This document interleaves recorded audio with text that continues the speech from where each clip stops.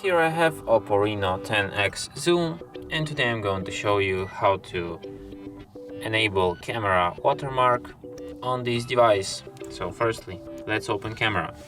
Then tap on the gear icon to access its settings, and here you have watermarks.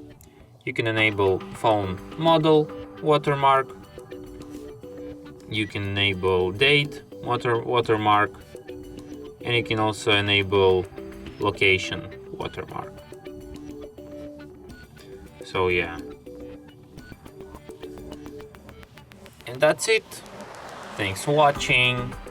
If you find this tutorial useful, don't forget to hit that like button and subscribe to our channel.